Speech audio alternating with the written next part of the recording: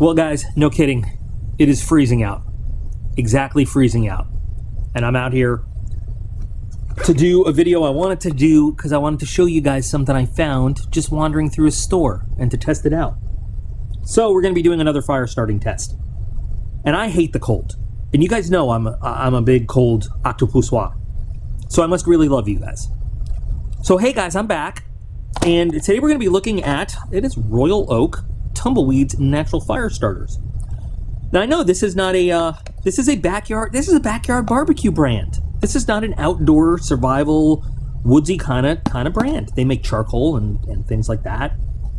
You may or may not be familiar. And you may or may not be familiar with a store called Ollie's.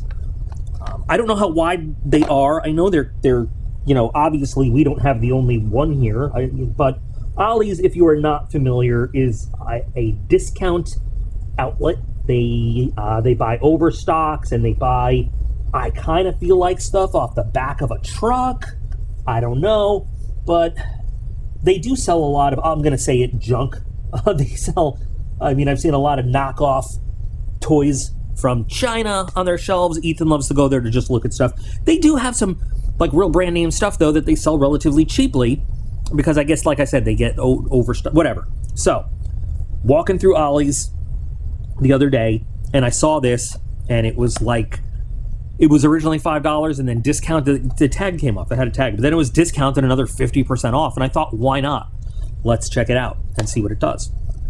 So I was looking at it and it says ingredients: all natural wood slivers and all natural paraffin wax. And it, of course, and it is made in China too. So look at that, weird.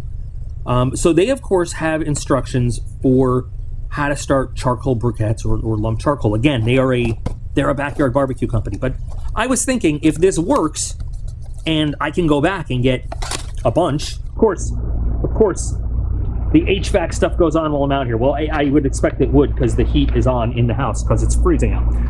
So if this works and I can go back and get a bunch real cheap, let me go back. If it works as an outdoors, as campfire starter, as a survival kind of thing, why not?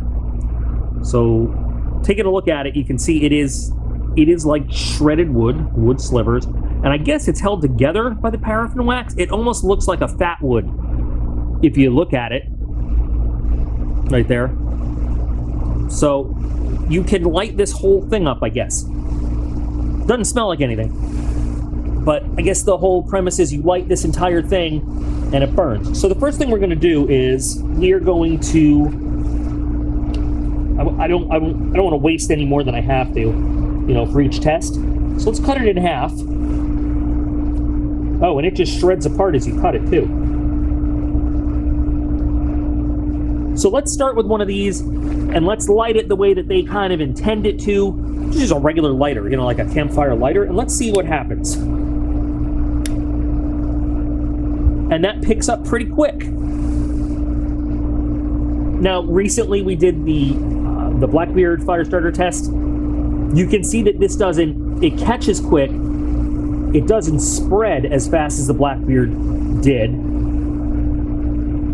But then again, also, we really made a lot of surface area for the Blackbeard to catch and burn. In terms of a fire starter, though, it just caught right away. Now, again, we did it with a lighter, which is different than, say, doing it with ferro rod, possibly a plasma lighter, we'll see. But this is going pretty good. It's giving off a little bit of heat. Keeping my little fragile fingertips warm. I like that.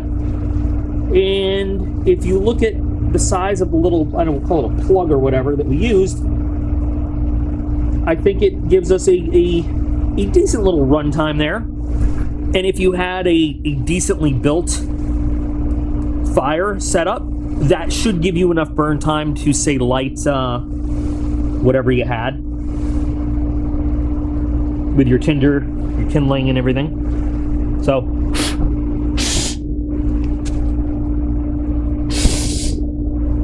looks like it has some wind resistance to it. All right, can I put you out?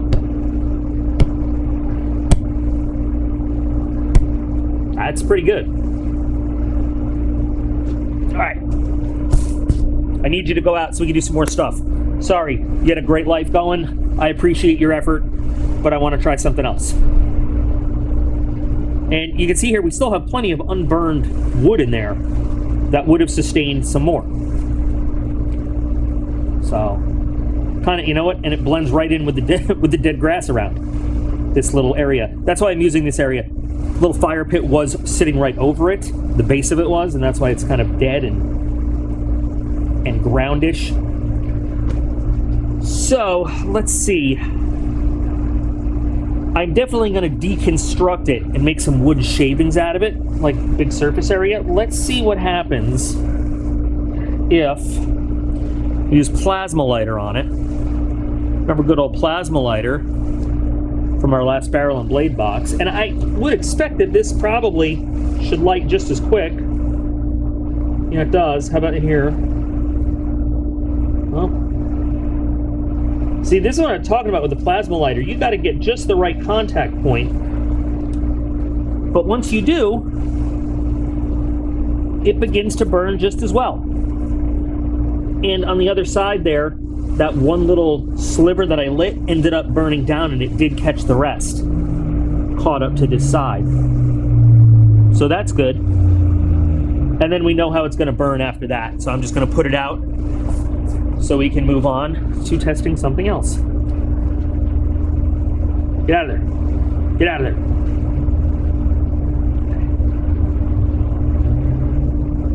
I don't have high hopes that this, without surface area to catch the sparks, is going to work very well. But we'll see. Ow, caught my finger.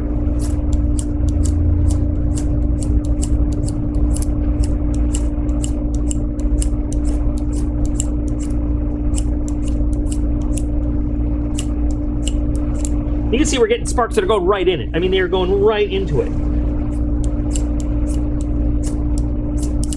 Come on, light. All right. So this brings me to my next thing, what I want to do. Now you can, looks like easily, yeah, I thought you could do this. You can, they're only held together by the wax. So if we were to take them apart and pile it up, I'm going to need to get another one.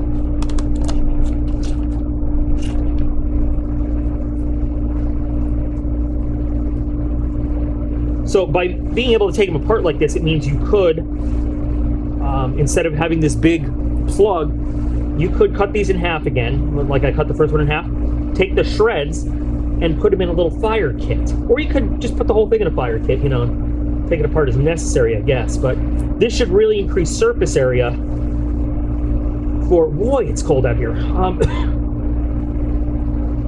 Let's see, yeah, there we go. Ooh. And this kind of mimics the effect we had, not mimics, I'm sorry, recreates the effect we had with the Blackbeard, where you open it up and you have all the surface area to catch the heat and the sparks and everything. This should work a lot better with a ferro rod.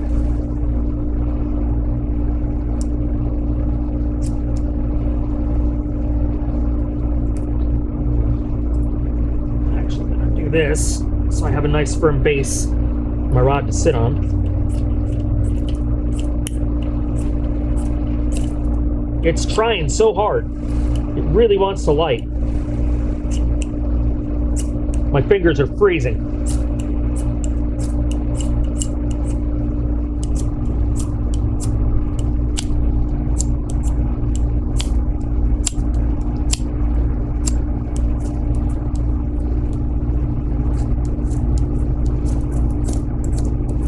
Come on, you sons of bitches. You see how it's like fizzling there? It wants to light so bad.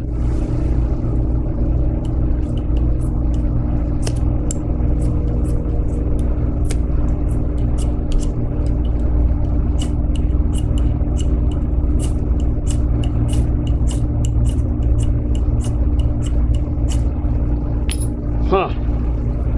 Should have worn gloves.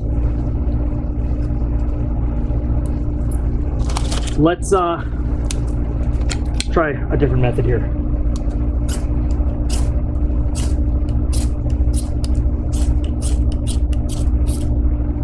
Oh, we got it smoldering.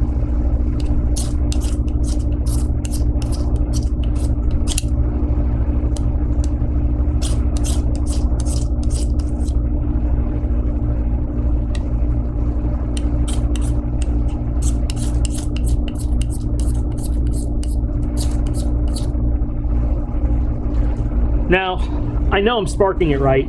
You can see that the sparks are getting right into the middle of it. And it smolders a little bit. It just doesn't light.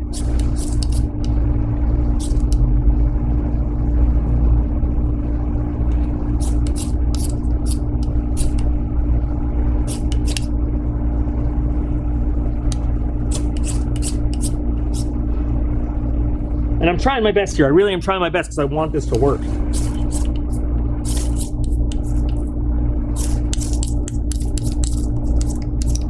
But I don't know how long you want to beat your head against the door before you give up. So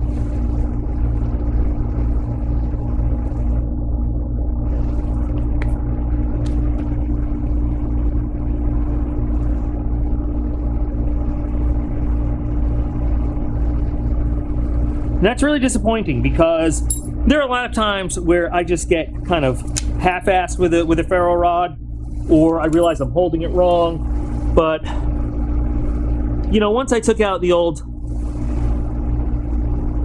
I'm gonna get the name wrong again, not the Garberg. I always get it wrong. But you know, this guy, those sparks were, I'm gonna move the camera back a little bit.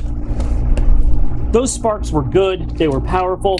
You saw it sizzling up in the wood.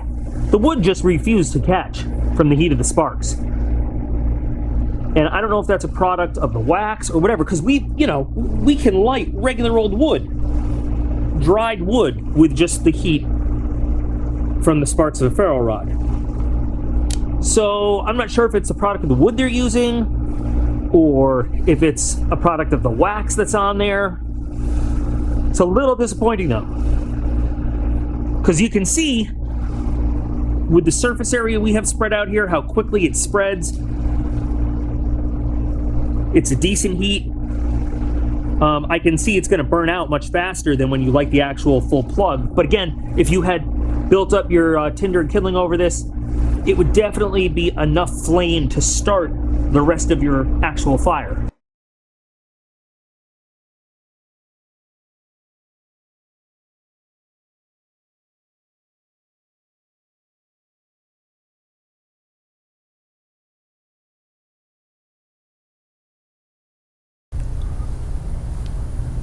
That was a pretty long burn time. That was a lot longer than I expected.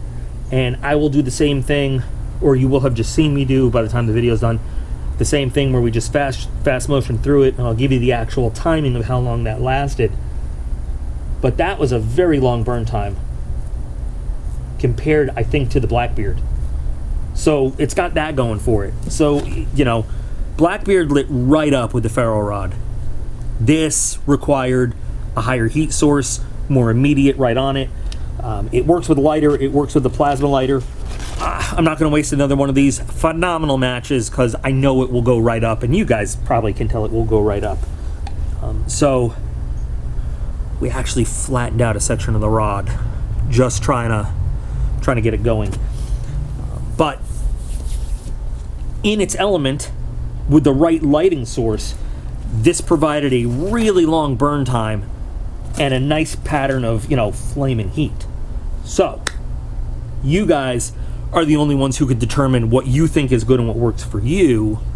This does provide a decent time, decent heat, and is a lot less expensive than some of the more expensive, you know, we'll say survival, purposely marketed fire starters. I'm not recommending one brand over another.